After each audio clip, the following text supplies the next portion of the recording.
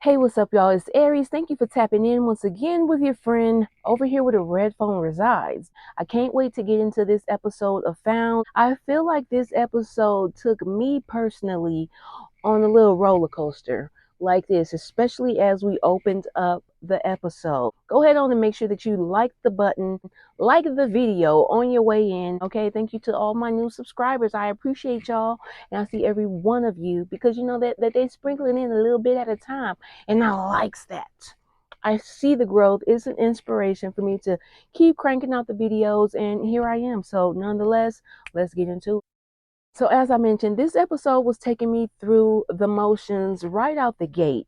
We open up with Gabi, still kind of where we left off with on that last episode, where we left off at with on that last episode, with Gabi recalling the conversation taking place between her and Sir when it came down to Bella.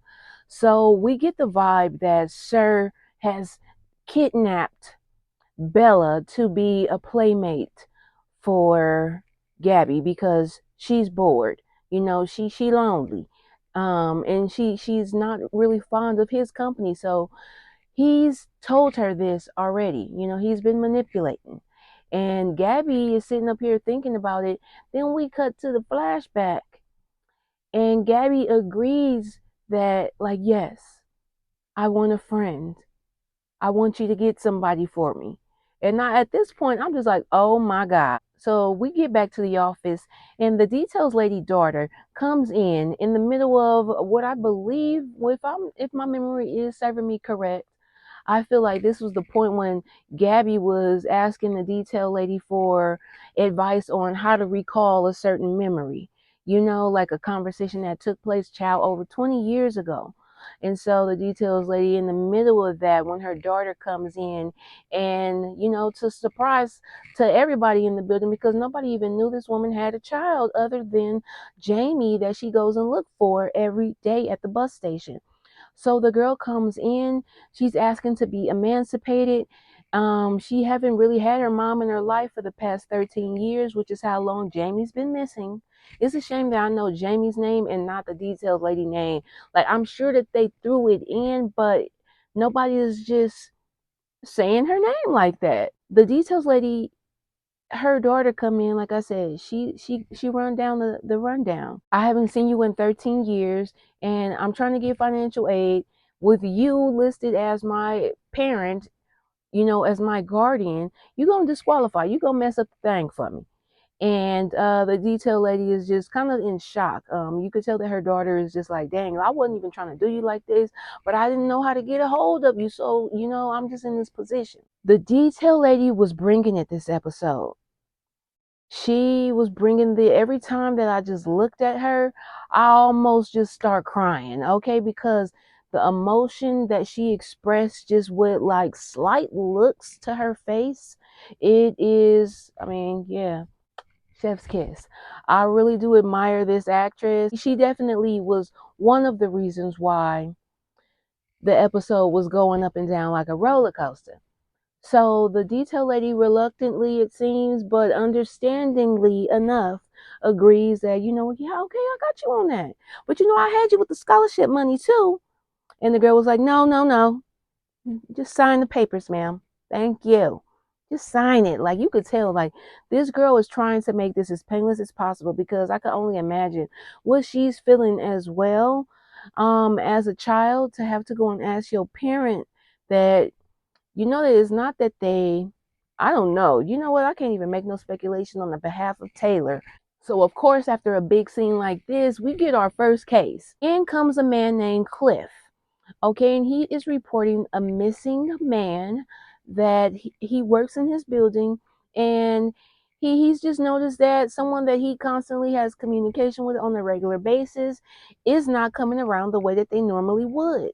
So when it comes down to it, Gabi has to take a specific approach, a strategic approach, because not only is this a missing adult male, okay, he has some strikes against him when it comes to how the fact that he's missing is going to be treated by the media. You know, a missing man, first of all, a missing adult male. Okay, this man is also black. He's also gay. He's also an elder. Okay, so it's like, oh my God, he has all the strikes against him. I would think that the elderly card would be like something to his advantage, but with the three odds of being a man, black, and gay, like, no, it's just no way that I could see it would be taken seriously until after the fact, until the harm had already been done way too bad, that they would come looking for Uncle Reggie, which is what we discover that he is so adornedly known as by his niece Hollis. That's the thing about Mosley and Associates. They do not waste any time when it comes to getting on the job. So they head right over to Uncle Reggie's apartment and they discover his niece Hollis there.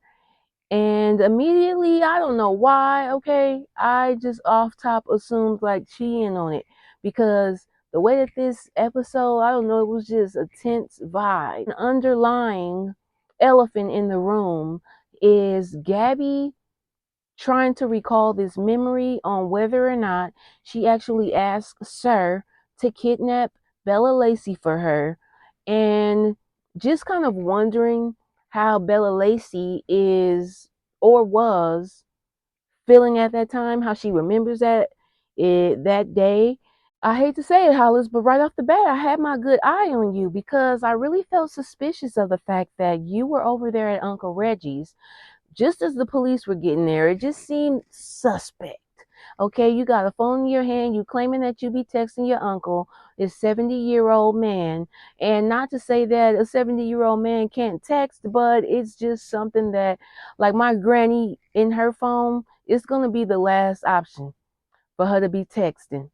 She'll sit there and see a text and call you back with the response. So just the fact that she's seemingly texting Uncle Reggie really sent up a red flag for me because I'm thinking like, okay, you the type to be texting Uncle Reggie, got his phone right here in the other hand, responding back to you. And we know it. While at Uncle Reggie's apartment, they end up finding out that he is taking like some heart attack medicine. You know, he's prescribed it and he needs to take it within 72 hours or else, of course. Okay, so now we got a ticking time bomb out here in order to find Uncle Reggie. But what really kind of had me about to crack up is the fact that Cliff, I didn't even know that Cliff really worked at the apartment as a doorman. And he just kind of popped up out of nowhere. I was thinking like, okay, did I miss a clip to where they had called him up here? Why was he already up here? Seemingly, like he just really popped out of nowhere.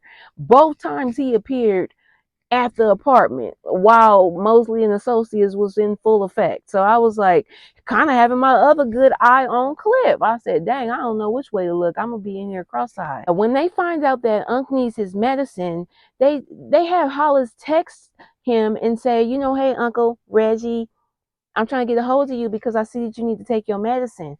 And he respond back with, I'm gonna go and get it later, or I can't do it right now because I'm at my house, I'm resting at home. And you know, they all looked around like, so yeah, it feels like we're really texting the kidnapper, somebody that's texting as Reggie to make people think that he's still alive. Little Majors needs something to work with when it comes to getting the missing person's digital footprint. And Uncle Reggie has this old phone, or, you know, he said it's a number that he's had for the past 15 years. That's all Lil Majors knows about it. So we don't know at this point if it's a cell phone, if it's a house phone. So they talk about the reason why he wouldn't use his phone that much. Yeah, his form of communicating will be face to face, in the way that he would make it a routine to say hi to the person at Starbucks or the doorman, for example. Uncle Reggie is just lonely out here and it's just sad, you know, for the whole group. Bella Lacey's like, wow, loneliness is a BIT. And Gabby looks over like, what you trying to say? Gabby's triggered just because she's already feeling like, I don't know if I asked her to kidnap this girl for me or not. So I'm wondering if she's feeling like she knows, did Sir tell her that I asked for that? Or did she sense that he got her for that purpose, she's on it. She has questions, but she's not going to pose them because Gabi is very strategic. It seems like she still does try to like do some weird tough love thing when it comes to Bella Lacey, but in a way to like protect her. Gabi throw her some little cutthroat eyes, like trying to say. Meanwhile, Bella is going through her own thing. I think that Bella is just wondering, like, what's up with Gabi and why is she just on my case so bad lately, as of late. So Bella Lacey is going to reach out to the detail lady for some. I don't know. She was just trying to lean on a friend for a second, but the detail lady stopped her like, hold on, look, I'm okay. You know what? You ain't got to check on me right now. She was like, I really wasn't going to check on you. I was actually going to check in, so to speak. And she was like, but you go ahead. And so the detail lady, I was feeling bad for this lady. She's just going on about how basically she had to allow her husband to take over with the kids and step in to um, just do what she couldn't at the time because she was too busy out trying to find her missing boy. And it was like, dang, I could understand that confliction. I really felt the emotion that she was bringing to every scene this episode. Back to our case, we head over to the bank. The banker, honestly, he seemed like, really with him, I couldn't put my finger on him. Did I just off top suspect him? No. I don't think that I was suspecting him. I think that I was suspecting that he was probably also stealing money, but wasn't necessarily involved in any foul play. So come to find out, the bank was actually already suspicious of Hollis before Mosley and Associates came in there with their investigation. The account manager was suspicious of Hollis. He noticed them large withdrawals coming out of Uncle. I said them large withdrawals. And all I could think about in my mind was that he noticed them large draws. The accounts manager noticed the large withdrawal amounts coming from Uncle Reggie's account, and he even told Uncle Reggie, like, look, you know what? I noticed this activity. It's your niece, Hollis. I know that she has access to your information, and I feel like she's, kind of getting over on you, sir. So, he does Uncle Reggie a solid, tells him about Hollis's activity. Uncle Reggie tell Hollis, girl, you need to stop. And if you get back in my account, it's gonna be bad. It's gonna be a problem. So Hollis at this point is feeling like I need to get Uncle Reggie up out of here. So Trent, I'm not sure if Little Majors was able to get this information or if Trent, because that is his name. And shout out to Kendall because she did bring up a good point. When I was wondering why Gabi has so much of an issue with, her feelings about the policeman, Kendall did point out the fact that, Gabi really probably likes him, but she knows that she got a monster under the stairs at home. So she can't really take it too far with nobody because basically the juice is on the loose. This man kind of fine. I don't know. As the episodes, as we get down the line in the episodes, he is becoming more and more appealing, I will say. Okay, then Trent. See, that's why I know his name because I was like, okay, Mr. Trent. Something the way that you was all up in Miss Gabby's face like that I was like, okay, I think I see it. So Trent tracks down Uncle Reggie's phone over to a dumpster, and Gabi is like, "Why are we tracking his phone? Why did it lead us to a dumpster?" Trent said, "Girl, because he might be in there with the phone." They check. Luckily, it is just the phone. It's just a real thick original mobile device type of thing. This ain't no cell phone. This is a mobile device. It's not no huge one, but it just is really very basic in the capability. There's no touchscreen, no social media apps. The only thing that he got on his phone is contacts and the snake game. So they take this back to Little Majors, and he just looking at it like, give me something that I could work with. So the whole time that they had been suspicious of Hollis, she was down at Mosley and Associates. So Trent and Gabi told them to keep her there. They're going to do things an old-fashioned way. Went down, take Hollis to the police station. And Gabi was like, you know what? I think this is a bad idea because push come to shove, this girl is not dumb. She's going to lawyer up. What ends up happening while they in the interrogation room, she looking at the printed out messages, and it really was giving me that warm fuzzy feeling of SVU in this cold, sterile interrogation room with the text messages and the papers all spread across that metal table that you could see the swirl marks in it from somebody wiping it down. You know it's clean because you can see them swirl marks.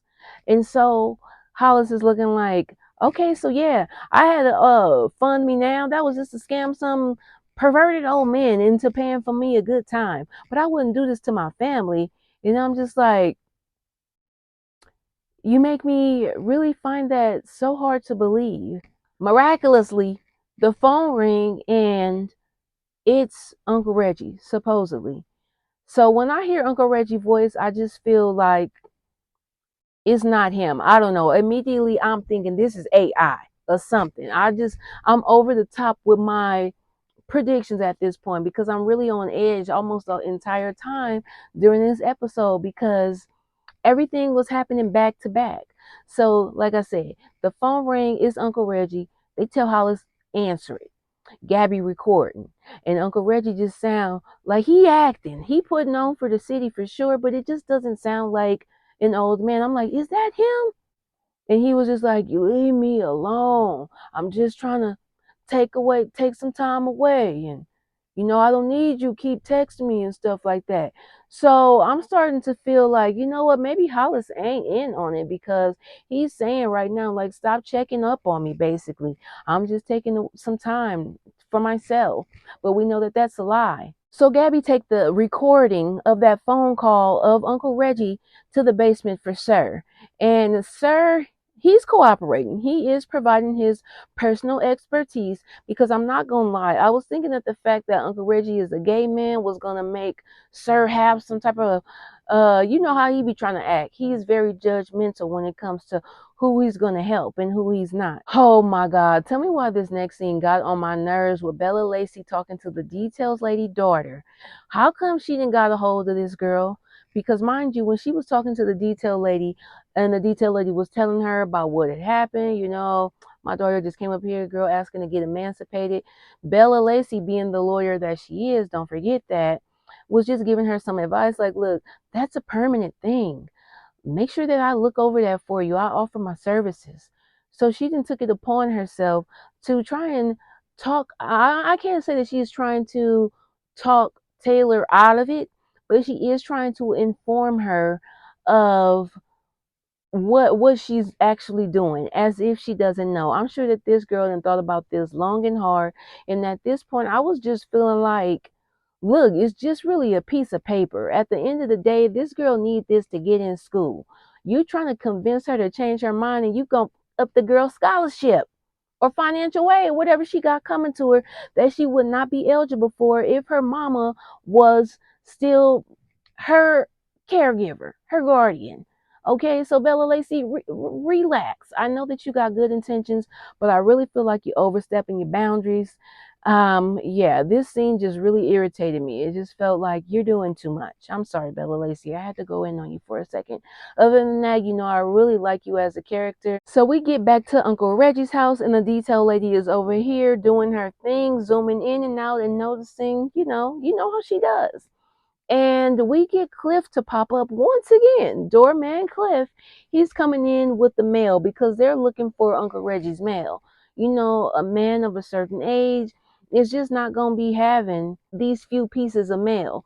So they get to going through the mail and they see that not only, if he was getting scammed and the bank wanted to close his account, they would just open up another account, but they wouldn't like close out and go to a whole nother bank. So they found that to be very suspicious. And prior to that, the detail lady did call out some tone in Cliff's voice. And she's like, you're how long have you been in love with him? And he's just like, how'd you know? And he just basically says that he has built a relationship in his mind about somebody. I do that to some people too. So Uncle Reggie really is Cliff's boyfriend in his head. So right now we are suspecting the bank because, like I said, we noticing that Uncle Reggie got mail and these other accounts is popping up open. So we head back over there to the bank with it. Figure out that the account manager is up to no good. But where is Uncle Reggie at? They him up. The other man comes in, knocked the mess out of the account manager, hit him a second time just to get the address. Then they go and they were able to find Uncle Reggie just in the nick of time, taped up in the bathtub, child, just sitting there waiting to be found. Uncle Reggie is reunited with Hollis in the hospital, and she really has proved her innocence. She's in here. She's happy her uncle is found. He's happy to see her. She feels like she should have noticed that his text messaging style had changed up.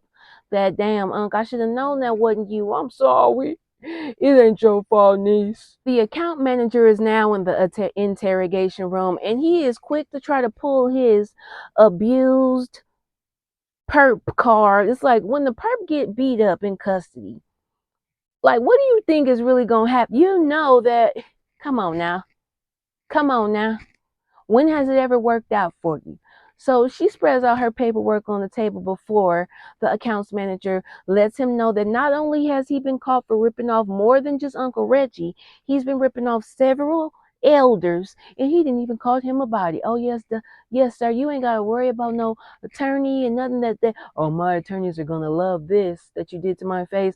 It's gonna be a lot more to get done to you for where you going from here. If they in New York, I think they are, accounts manager, sir, you going to Rikers Island 9 times out of 10. You're going upstate. Is that what Rikers Island is, y'all? For the people that know, I'm just asking. For the accounts manager people back there, they might want to go ahead and put something on his books. So Gabi finally has a conversation with Bella Lacey, and Gabi has questions. She wants to know, what do you remember about how I was that night? Like, did I seem like I was waiting for you? Did I seem angry? So after this conversation with Bella Lacey, Gabi finally could put her finger on the memory. She remembered that she straight up told Sir, like, no, I'll never have nobody go through what you putting me through. And that's when I was like, that's right. That's right, little Gabi, because Gabi is not going to bend, break, or fold. And when we first opened on this episode, it really did strike me that it seemed like Gabi was folding, that she was doing what I would have been did, and just then went on and got along to get along in this kidnap situation. You know, I would have still been having my wheels turning on the inside and plotting on my escape, but I would have been nice. I would have been nice about it. I wouldn't have been sitting around there with my arms crossed the whole time that I've been down here for a year and 15 days. You know what? I would have been plotting and planning, but still trying to manipulate my damn self to get what I needed out of the situation too. No, sir, you're gonna be feeding me more than sliced cheese and bologna. So I definitely would have been playing a different role, but shout out to little Gabi for standing her ground. And now that she didn't remember this, grown up Gabi is pretty much grounding and putting Sir on a timeout. She said, give me them books, give me your toothbrush, your soap, and your washcloth. Put it in the box and slide it over there just out of your reach. Because you know who used to do that kind of stuff? You. And this face that Sir has is like he almost feels proud a little bit. It's not really a full glimmer, but he's basking in this. I could just tell. It's not in his face, it's in his eyes that I could see that he is just getting some excitement out of this. I'm like, wow, Sir's still trying to manipulate. Gabi has you kidnapped. You down here, you eating good. I don't know what kind of life you got outside of being kidnapped, sir, but what's so bad about it? You doing what you love. You doing your life's work, okay? And like I said, Gabi cooking decent meals for you. What's the problem? What's not to like? Why would you want to go anywhere else? I really sound just like him because that was definitely what he was telling Gabi when he had her. So Gabi went on over to Bella's house, and Bella Lacey was so happy to unlock them doors to see her good sis. And it's just like, okay, yeah, y'all needed each other at this moment. This scene at the end with the detail lady at the bus station waiting on Jamie.